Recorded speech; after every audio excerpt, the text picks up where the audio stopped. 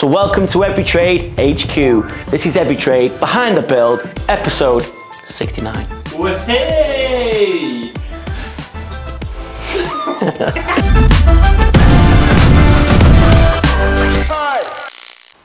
So, welcome back. Thank you very much for watching Sunday's episode. I hope you enjoyed it, guys. I know a lot of you guys are missing the yard content, and I am really missing bringing you the yard content. It's just so visual, these machines, and they seem to do better for views on YouTube, but we can't just make episodes just for views. We've got to really just tell the story, and at the moment it just isn't sensible for us to talk about the yard, but we are making positive steps. However, to give you guys who are missing the yard content a little bit of a taster, we did a job for our landlord of the yard. They wanted us to build 2 new bays, so we deconstructed some of ours and put in some bays on their yard, and Mr. Hollywood was there to document it.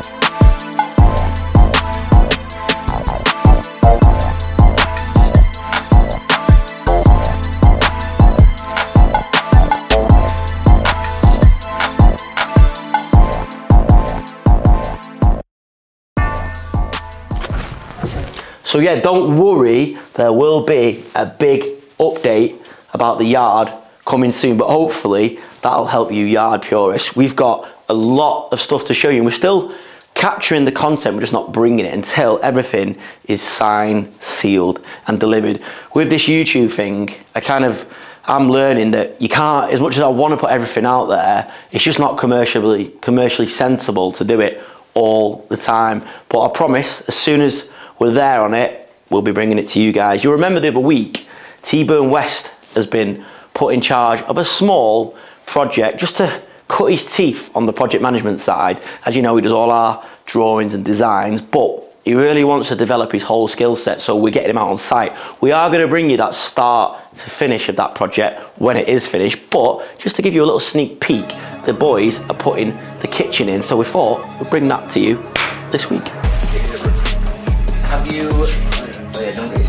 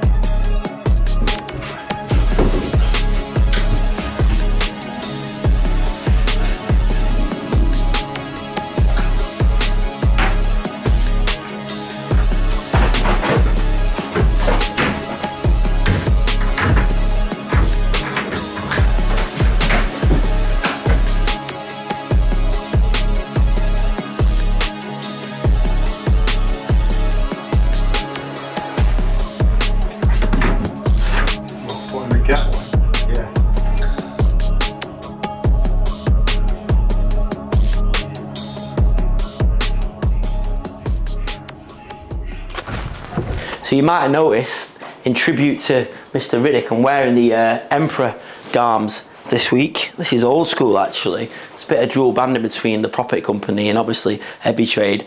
I've got it in about 2 different sizes, but none of the other sizes fit me anymore. They're all shrunk for you. Yeah, that's it. Oh, yeah, they've all shrunk. Yeah, yeah. It's not that I've got fatter.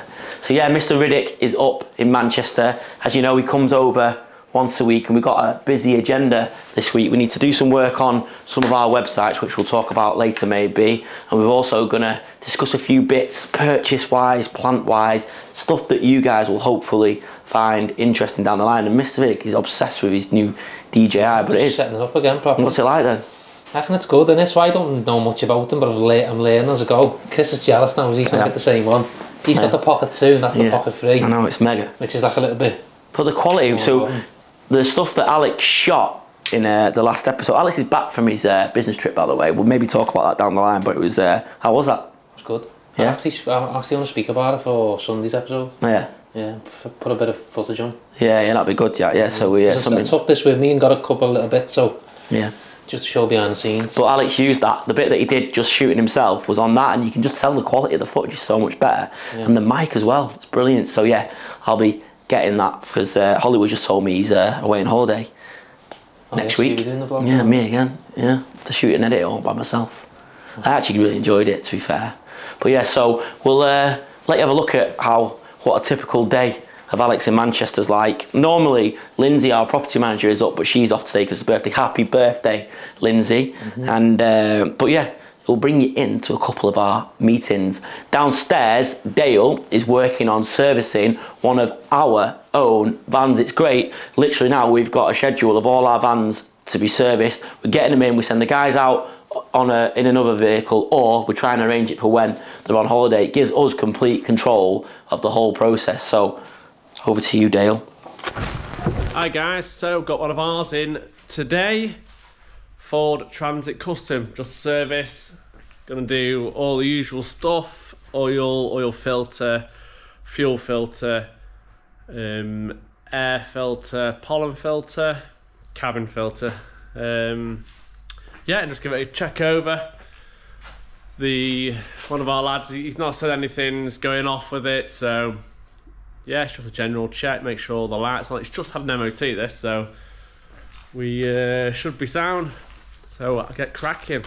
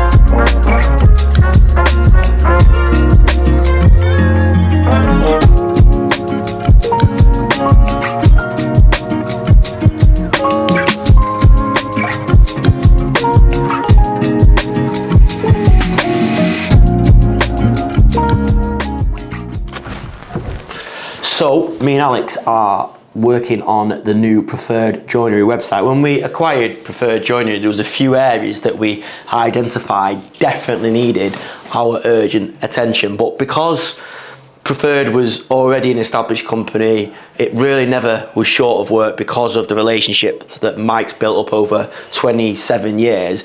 It wasn't something that we needed to jump on straight away in the end, but now we've got a bit more time and a bit more headspace. We're working with this company I've talked about in previous episodes, who are going to look at our whole portfolio of websites and companies and all the marketing and branding across the companies and basically get us in good shape. So the first big one we're doing, if you like, is the preferred joinery. Alex has been working with them behind the scenes just to get it to a point now where we're in kind of draft mode of what it looks like. It looks great, to be honest. Like some of the photography, I don't know if you can pick this up here, but so you'll see them photos there now. So obviously that's the Wreckfish restaurant in Liverpool.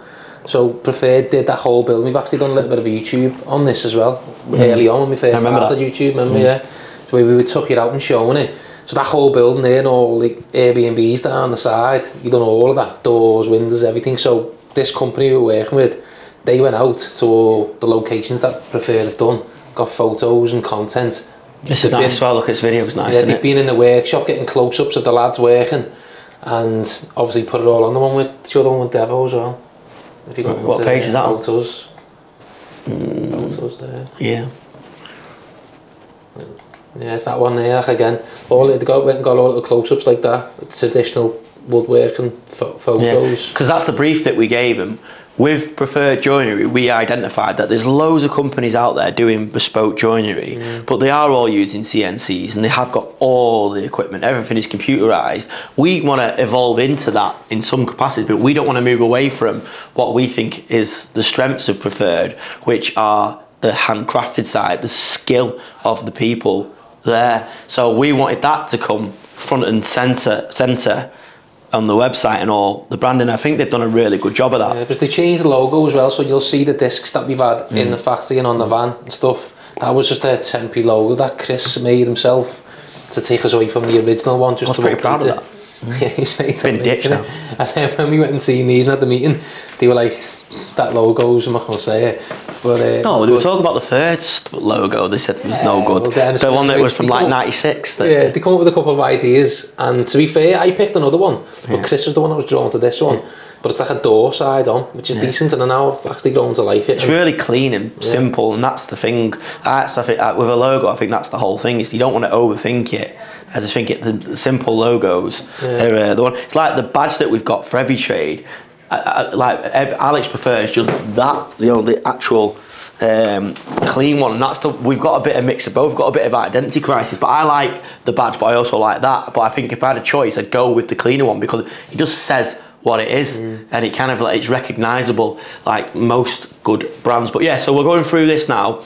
We're tweaking the copy. Just wrote a mission statement for it. But basically what happened is it was dead easy. They got us on a couple of phone calls. We had a couple of meetings with them, and we just spoke. We didn't have to write nothing down. It was just we give them a brief what we wanted. They went away, come up with the design, and then me and Chris have gone through it, give them bits of content we could. They went out themselves, got all their own photos.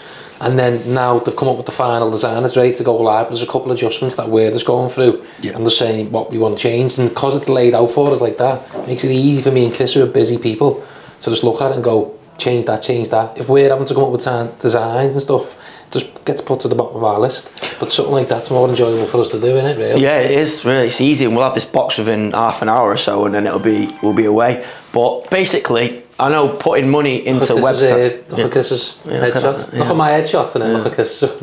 Yeah, what are you saying? I'm just saying the way you took yours in the room. Do you think that Alex looks a bit like Bruno Fernandes, the footballer? No chance. Rachel, my wife, thinks that.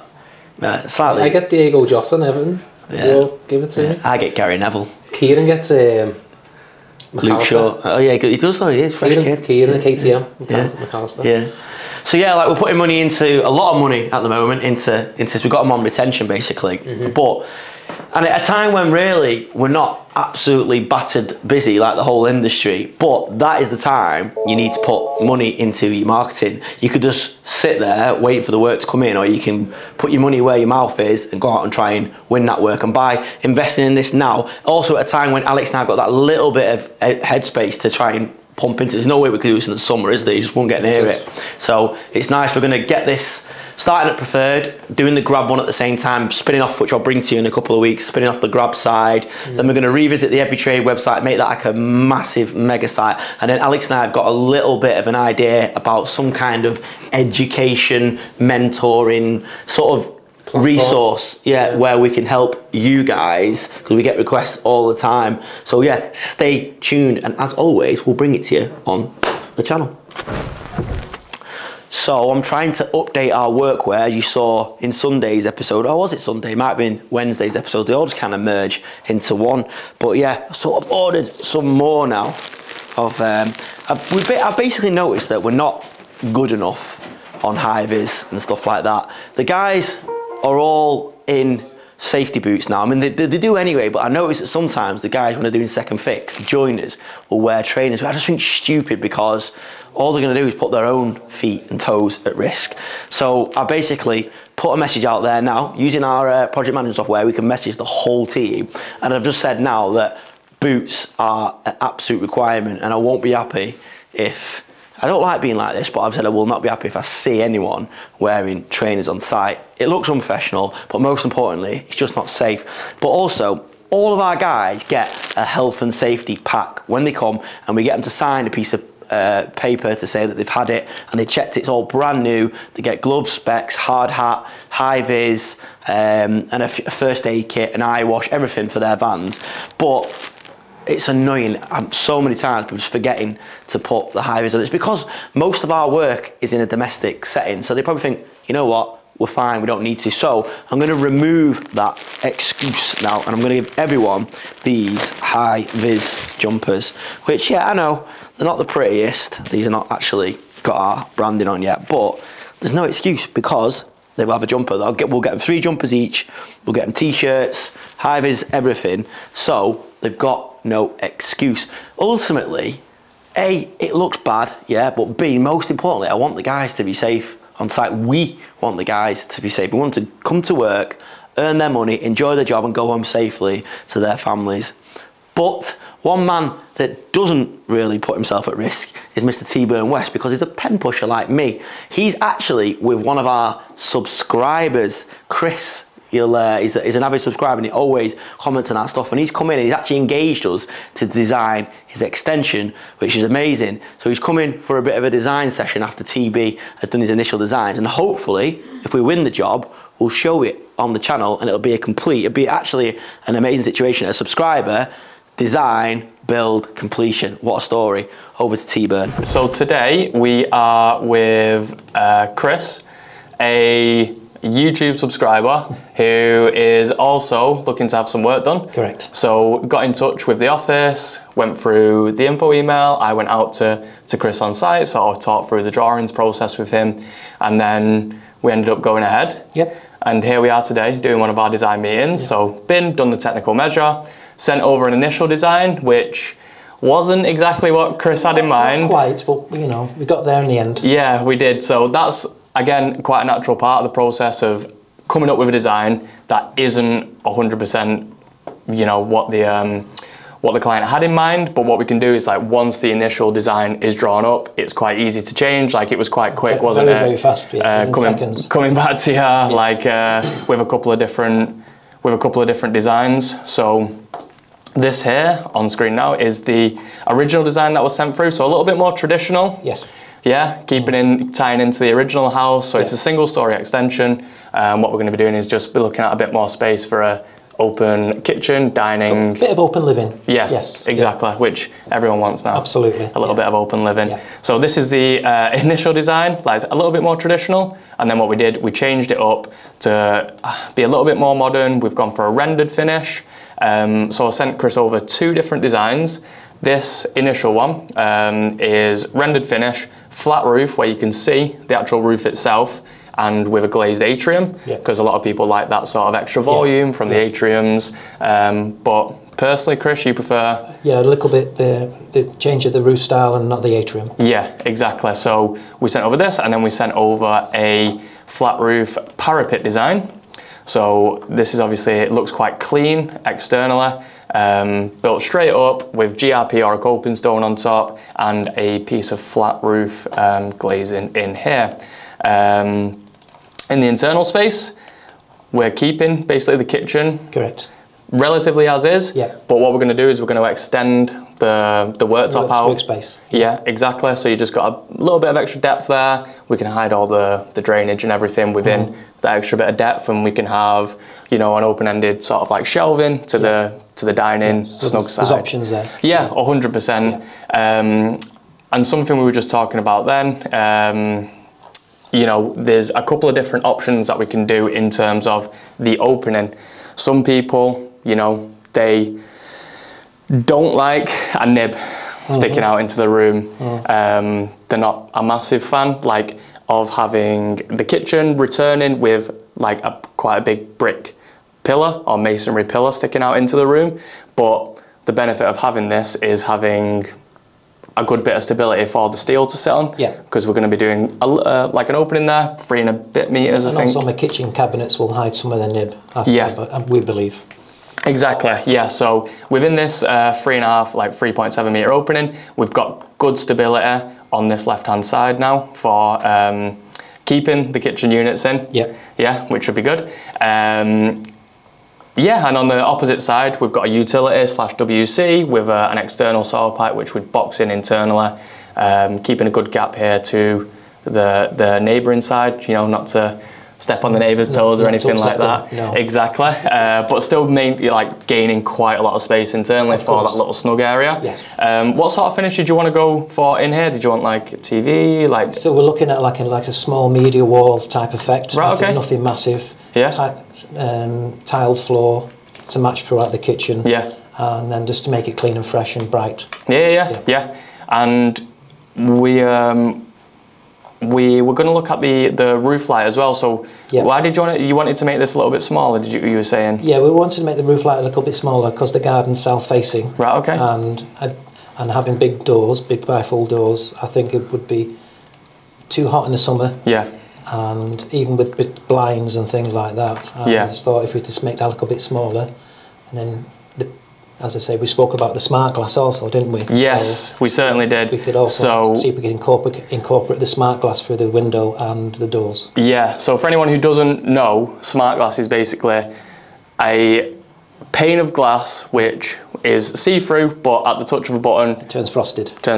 Yeah. So it's a more expensive option. So I think we've got like 3 options in terms of that. Correct. We've got like that most expensive option, which is the smart glass. Yeah. We've got an option to have internal blinds, so blinds within the actual glazing itself, which potentially could... I wasn't keen just in case they failed at any point, because things break, even if they're new. They certainly do. I was just more concerned if they failed at some point and how easy or maintenance of keeping it, getting them fixed. Yeah. Which I'm sure there would be warranties, but it's just, I don't want the hassle. You don't want the hassle of waiting for someone to come and sort it. Yeah. So we've got smart glass option, internal blinds option, and then just basically a set of blinds blinds, perfect fit type blinds, which just clip in the infrastructure of the doors. Exactly. So we've got the 3 options, and what we're going to do is, like, now we've got to a stage where we're happy with the design after the initial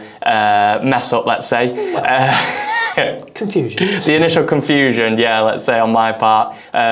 It just happens every now and again with a lot of like briefs. I do make notes and everything, but sometimes I crossed over. Get the wires crossed slightly. But we were there or thereabouts, and then, like I say, made the changes to. We've reached a point now, so I'm happy with everything you've done for me. So let's take the next step up the ladder. Hopefully. The next step up the ladder, which is for me to sit down with Danny and be working on a preliminary costing. So this is like a service that we offer at design stage, and that's becoming really popular because people want to know how much they're going to be spending on the extension or conversion. So I sit down with Danny and we look through the actual job itself, we see what needs to be accounted for in the price, and we price it at design stage. So if anything does come back and it's maybe a little bit out of price range, we can look at the design stage at rectifying and ultimately bring it back a little bit. Exactly. Ultimately proceeding with a design that you're happy with and is affordable, which is the main thing at the end of the day. Outstanding. Let's go. Yeah, let's do it. I've said it a million times, the way to my heart is tea. And another subscriber has sent in this cup. It's amazing. I must be able to get about a litre of tea in this cup. It's unbelievable. Thank you very much for whoever sent that in. I need to remember the name. I haven't. But thanks very much. That is going to give me a lot of pleasure. It's amazing that actually now subscribers are actually engaging us and sending us things, and we've done some investment with some subscribers, and also, like you've seen there, a subscriber is actually using us for design and build services, which is the reason why I set up this YouTube page, really, YouTube channel, because I wanted to document what we're doing, and hopefully people would see that we're a good company to work with, a good company to work for, a good company to invest in, and these things are coming to fruition now. It's hard because I want everything to happen yesterday, and it's not happening probably as quick as I want it to. I mean, don't get me wrong, I think we're at 16,000 subscribers from today, which is amazing, it's unbelievable. However, like the weekend's video didn't do amazing, and that really like has an effect on you because you put a lot of effort into getting these videos amazing. Hollywood like stays up till like ridiculous o'clock. We put too much pressure on ourselves almost to do it, to get them out, because we never want to let people down. There's been times where we think, you know what, XYZ's gone wrong, or we've not got enough footage, it's not that interesting or whatever, let's just leave it for a week. And we could do that, and I know other people do that, but we don't want to do it. We want to be consistent. We feel like we owe you the content now because we've talked about our story, and you guys have sort of trusted us with your time, and you know, that's not lost on me. I'm so grateful for you guys that watch. And yeah, you know, you still get the trolls, and you get some people that dig you out and, you know, sort of almost want you to fail, but majority of people are so positive. And honestly, if I've not said it, or I've not said it enough, thank you from the bottom of our hearts, me, Alex and the team and Hollywood. We really appreciate it. Another couple of guys I met through YouTube is the Ray brothers, which are featuring quite a lot of our episodes. They have been great. They've advised me loads on setting up the aggregate game. They've, you know, I speak to them. We're in a WhatsApp group now. We speak to them all the time. They give us advice. I try and help them on bits and pieces. They also do our concrete, and they've never let us down. They literally brought their truck out for 2 hours on a Saturday last weekend just to help us out. So what I've done is a deal with them to get more concrete blocks for the yard, which is annoying because you guys can't see them go in, but we've been down to their yard, which is amazing, and got some more blocks, because I've worked out, I think we're going to need well over 200 blocks. So done a little deal with them where they'll make the blocks to order, and they'll supply us basically for the rest of the year. So I thought we'd bring it on the channel.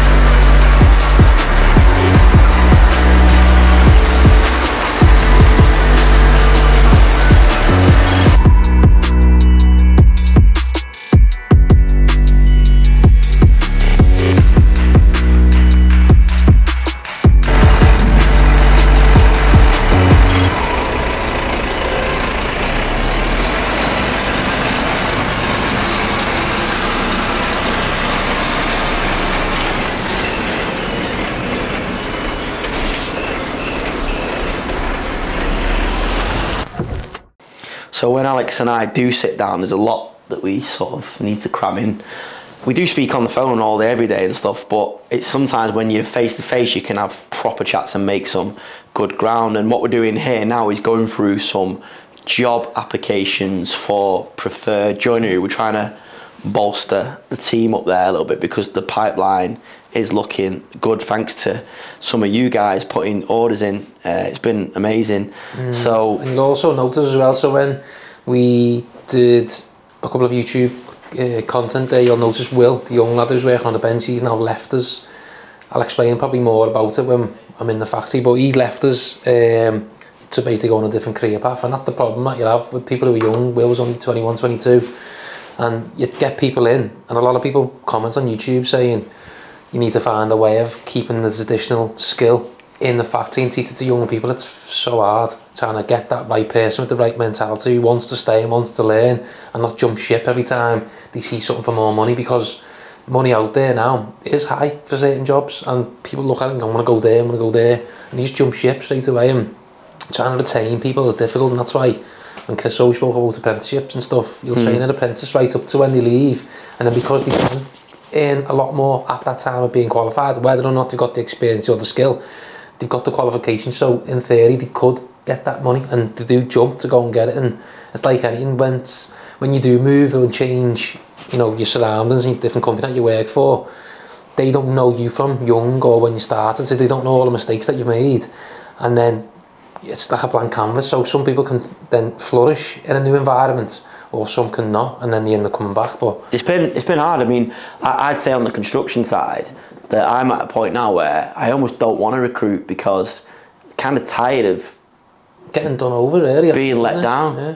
Like it took us years to get the team that we've got now, and by and large we've really managed to hold on to the core team members, and it's I almost feel like now, do I really want to recruit more people into that mix? And then you'll find someone, they might look good on paper, they'll give an alright interview, you might be able to make the monies work, because what you need to understand is, or what people need to understand is, that we need to make money on them. People, yeah. So it's all well and good people coming in saying I want £500 a day, when it's never going to work, because we can't even charge that.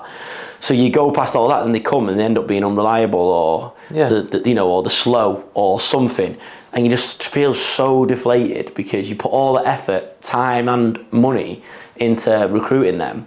Because even recruitment process, so like obviously we've been dealing with Prefer for the past week or two now, and putting that out on Indeed, the normal place that you do, and you get loads of people applying as always, and then straight away you know the bad eggs, because you're trying to book them in for the date of an interview, and some of them can't commit, and then even on the day of the interview they're had to cancel the last minute. They have family problems, which, you know, sometimes it's unavoidable. But if it was me and I was going for the interview, I'd make sure another one of my family members would step in to help me for that hour. Or you'd get in touch as well, like properly, and rearrange or something. Like yesterday we were doing interviews, and two of them didn't even turn up. Just didn't have the decency. I mean, in a way it's good, because it irons them out. Yeah, and I said to Al, maybe we need to do more of a thorough telephone interview. I've done that in the past, and still the same. You just don't know. I had it once where we were advertised to take on a plasterer, and we must have done 12 interview slots and 2 turned up. Yeah. I mean, that's going to be one of the hardest trades. Because I've done the phone call ones before, and they sound good on the phone, you get them in, and then sometimes they can't even get to you in person.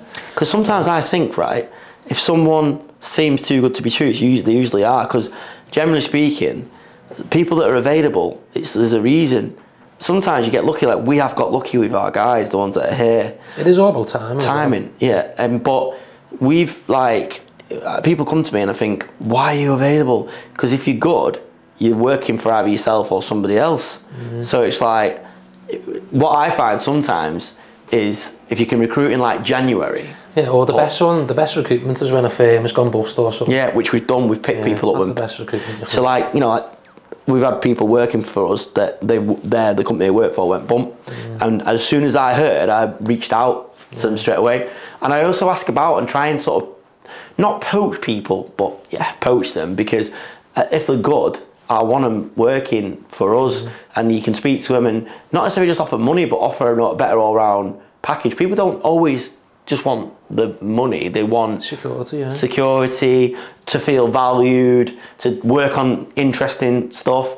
So yeah, we're trying to recruit for Preferred at the moment. It's hard work because we've got a good pipeline of work coming up. You know, we're geared up to do it. You guys are working with us on Preferred and on the joinery side and on the construction side and on grabs and aggregate. So we ultimately know we're going to be recruiting going forward, but we want to make sure that we're recruiting people that are we have had some good applicants coming through, like some young ones as well, like again early 20s, and there's 2 that we're deciding on who we're going to go with. One a little bit more than the other just because of his enthusiasm, and we'll just see. And you can only proofs in the pudding, isn't it? But yeah, I mean, I must admit, I've had some recruitment nightmares, and I just, it's a bit of a headache, and I'm a bit disillusioned by it. Like, you get a bit battle hardened. When I first like started growing this company aggressively, after I bought my dad out and my uncle out, I used to love taking new people on because I loved what can you bring to my company. But then now I'm a bit older. Sometimes though, when you do put the ads out and you get the CVs coming in, I like reading them. I do. It's great. Picking a footy team, like you can go, what can I have here? Yeah, and you think, oh God, what can you do for my company? So, but then when you recruit the people like the likes of Ian, the likes of Dale, Lindsay. Like when you get them recruits coming in, you think it's good ones. It's worth it. You know what I mean? When you do recruit the good ones, it makes you, it is, because new people are a product in our business. They can revolutionise our business. For example, like Lindsay, property manager at Emperor, has completely professionalised that side of the business for it. Dale has opened up a whole new side of our business. And you wouldn't know about what we do unless Hollywood was standing there, would you? Yeah, no, yeah, it's true. Yeah, there's no Hollywood, there'd be no behind the build. It's mad, innit? So like we always had the discussion, don't we, about what would you rather have? So like when you take the person on, what would you rather have? Like perfectionism, skill, or reliability? I do want more but reliability all day, every day for me, because it affects my mental health. So we've got someone at the moment that's having a few days off and stuff like that, and look, you know, we'll try and support people, but it affects my mental health because I don't understand why people can be unreliable when we're doing our bit and paying people on time. You'd rather have someone whose quality of work isn't as great, but they're reliable. Who you could develop out, you know, and pair up with, say, someone that has got good quality and try and bring them on. But yeah, reliability, everything. Maybe this is basically a podcast. We were saying that like we should maybe do a podcast, and I was like, yeah, maybe at some point. We've just done one here now. But yeah, that's pretty much it for a Wednesday edition of Every Trade Behind the Build. You've had a little insight into a typical day here at Every Trade, a little typical day for Alex and I. Come back on Sunday. What are you doing in Sunday's episode, you? What are you getting at? Prefer. Well, I've gone to Preferred later in the week. And then where else am I going to be? Been to Greenbank? Maybe the Jubilee Drive to wrap up. Oh yeah. So yeah, you maybe a job there that we finished that you've seen early on in the episode. Come over, isn't he? So. Okay. So yeah, come back on Sunday to see some of that and a lot more. Who knows what will happen between now and then? If you're not subscribed, please just click the subscribe button. I want to get to 20k by Christmas. That would be an amazing milestone for us. And if you like this video, click like. Catch you on Sunday, guys. Easy. Light work.